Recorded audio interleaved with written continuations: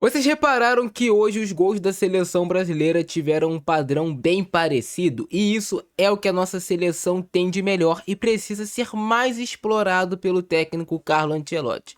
É óbvio que é um jogo contra Haiti, não é nem perto do nível das equipes que o Brasil vai precisar vencer se quiser vencer essa Copa do Mundo, mas é um jogo que eu posso falar que a seleção venceu para pegar confiança para os demais jogos. O Brasil precisava dessa vitória para trazer um pouco de tranquilidade do ambiente. Mas agora vem para o campo tático entender um pouco do que fez diferente o Ancelotti em relação ao jogo de estreia diante do Marrocos. Vem! Para a partida de hoje diante do Haiti, o Ancelotti fez algumas mudanças importantes que fizeram a seleção brasileira conseguir conquistar essa vitória, que foi importante para trazer confiança pro time. A principal mudança foi essa aqui, a entrada do Matheus Cunha no lugar do Igor Thiago, porque são jogadores de características completamente diferentes. Outra modificação foi como o Paquetá jogava no primeiro jogo, mais aberto aqui pelo lado direito, fechando o quadrado da seleção brasileira.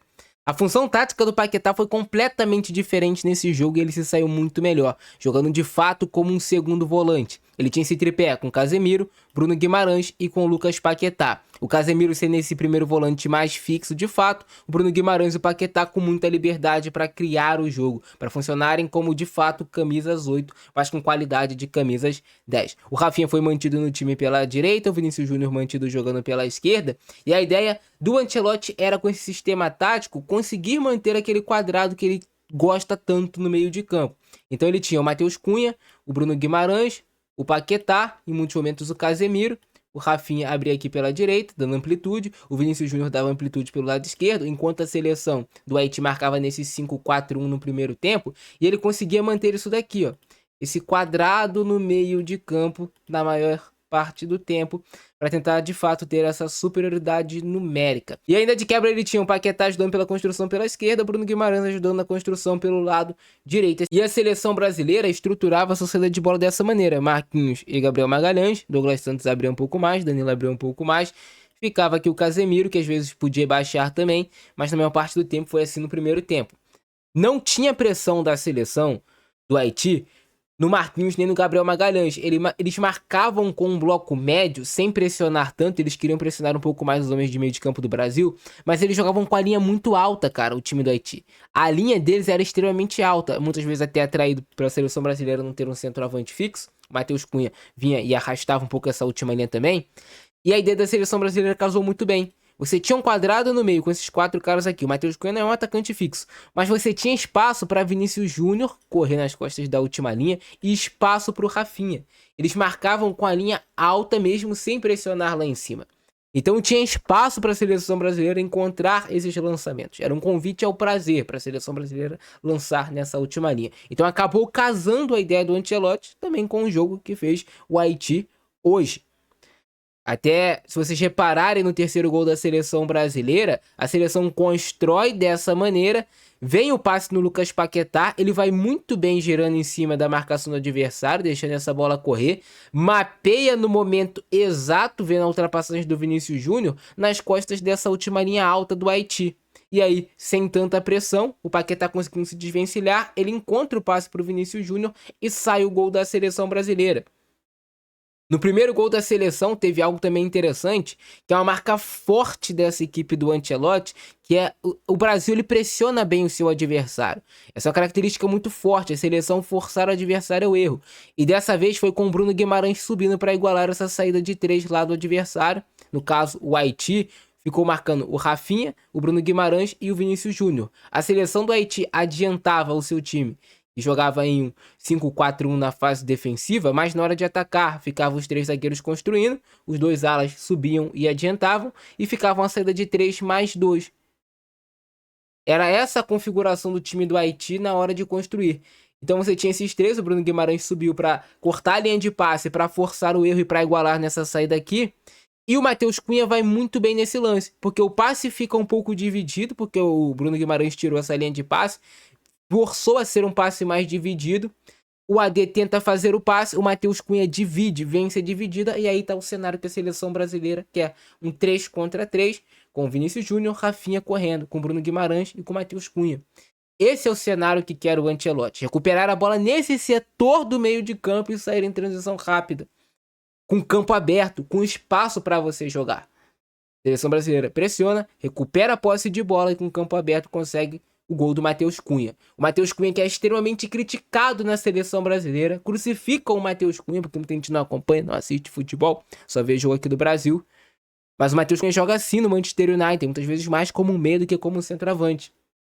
Então ele inicia a jogada e finaliza marcando o gol. Será que vão continuar ainda pegando no pé do Matheus Cunha? Ou será que agora não? Esse cara tem um pouco de qualidade também. Ah, foi um jogo contra o Haiti, mas era o que tinha, era o que ele estava enfrentando.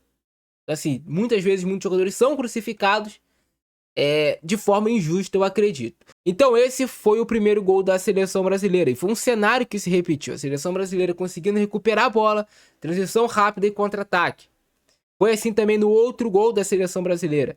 A seleção não marcando tão lá em cima, mas o Paquetá mordendo no meio de campo, conseguindo recuperar a bola. E aí vem o segundo gol da seleção brasileira.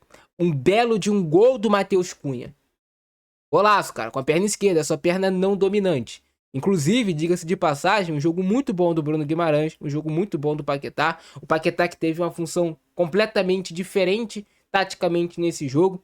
No outro jogo lá contra o Marrocos, o Paquetá jogava formando o quadrado aqui, ó. Diferente, mas lá pelo outro lado, com a função até mais de um meia, de fato como um camisa 10, hoje ele jogou como um segundo volante. Ele e Bruno Guimarães, como típicos camisas 8, a gente pode falar.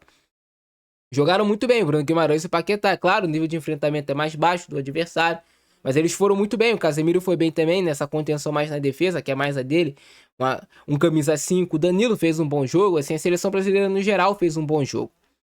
E a seleção marcava muitas das vezes, né? É um time híbrido, a gente pode falar, mas ele deixava o Vinícius Júnior sem tanta obrigação defensiva. Em alguns momentos também o Matheus Cunha marcava aqui no 4-4-2, quando a seleção baixava um pouco mais o seu bloco, e marcava aqui nesse 4-4-2 a seleção brasileira, mais tradicional em alguns momentos, mas volto a repetir, uma seleção híbrida que vai se adaptando também com a quantidade de jogadores que o adversário vai colocando na última linha, com os movimentos que vão fazendo o adversário. Ainda no final do primeiro tempo tem a entrada do Ryan. E assim, o Ryan não fez gol, poderia ter dado assistência se o Endrick não tivesse meio corpo à frente no segundo tempo. Mas a gente precisa entender, o Ryan, ele, no meu ponto de vista, foi muito positivo essa estreia dele em Copa do Mundo. O Ryan mostrou que tem capacidade para jogar, se for preciso. É um jogador que tem força, que tem velocidade. Mostrou uma característica interessante desse passe pro Endrick, que também mostrou alguns outros passes legais, interessantes durante o jogo. Mas a seleção brasileira no segundo tempo jogou muito mais administrando o resultado, a gente pode falar. Tu vê que não tem aquela pressão alta, tu vê que o time administra mais. O Ancelotti já vai depois fazendo algumas mexidas também, para dando rodagem no elenco. Então foi uma seleção brasileira diferente e também foi diferente a seleção do Haiti no segundo tempo. Eles não jogaram nesse 5-4-1, eles foram mais para um 4-4-2 na hora de marcar. E essa é uma diferença. Eles subiram mais a marcação, né? Tinha dois jogadores aqui, já incomodando mais a saída de bola dos jogadores da seleção brasileira. Então mudou taticamente o time do Haiti no segundo tempo. E isso faz diferença também. Um jogo já decidido para a seleção brasileira, um 3-0, né, cara? Mas a seleção mostrou pontos bem legais e bem interessantes nesse jogo. Boas variações táticas. Mais pro final, entra o Endrick, entra o Martinelli. Entra também o Danilo Santos do Botafogo, entra alguns jogadores que vão modificando a dinâmica da seleção brasileira. Um cara que vão omitir, com certeza, é o Alisson, que fez um bom jogo, o Alisson, cara. Participando bem da construção, fazendo defesas importantes, mas vamos continuar com o velho discurso que o Alisson não faz defesa difícil. Mas no final das contas foi essa seleção brasileira, com esse posicionamento diferente, Bruno Guimarães atacando um pouco mais, Vinícius Júnior um pouco mais aberto, Casemiro na primeira fase de construção, Paquetá atacando mais por aqui. Essa foi a seleção brasileira contra o Haiti, que fez um primeiro tempo bom, construiu o placar no segundo tempo, mais administrou do que qualquer outra coisa. Mas é isso, cara. Esse é o nosso vídeo de hoje. Se vocês gostaram, tem que fazer o quê, irmão? Tem que explodir o botão do like, se inscrever no nosso canal e compartilhar aí nos grupos de WhatsApp que você tiver no seu celular. Beleza? Fica nessa, abração do Francesco, nós fui.